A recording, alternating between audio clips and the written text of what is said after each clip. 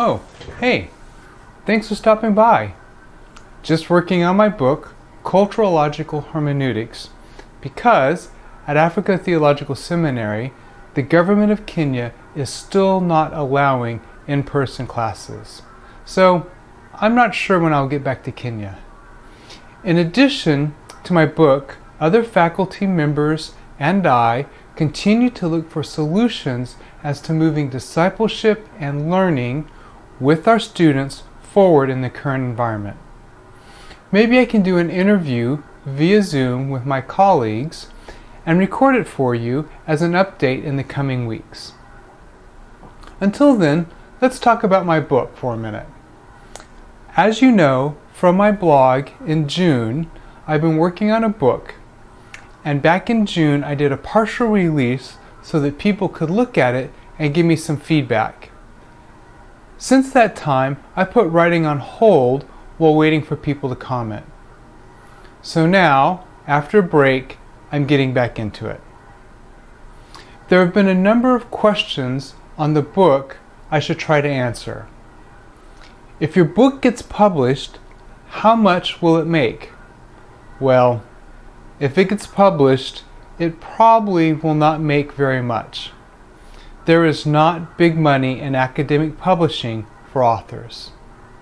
So the next question is if the book will not make much money, why write it?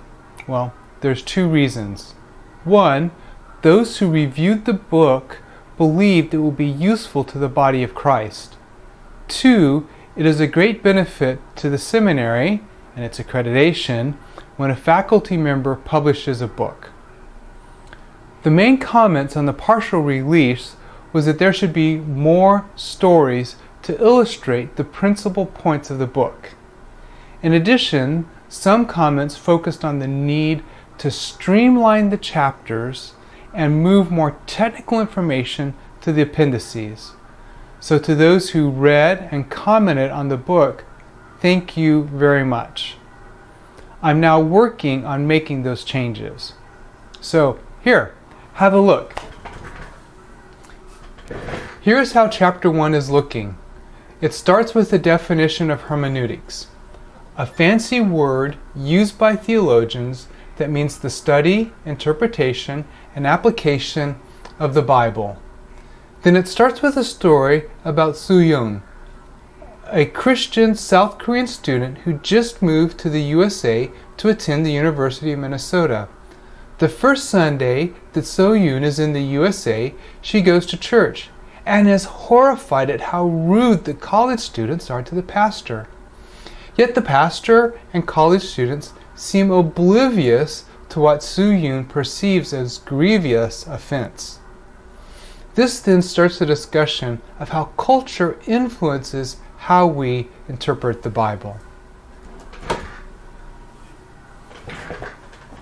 Making these changes to what has been written will take at least a couple of months, depending on my other responsibilities at the seminary. After these changes are done, the book will roughly be at the halfway point. I will probably then send it off to some publishers and see if there's any interest and go from there. Thanks for stopping by and listening to my update.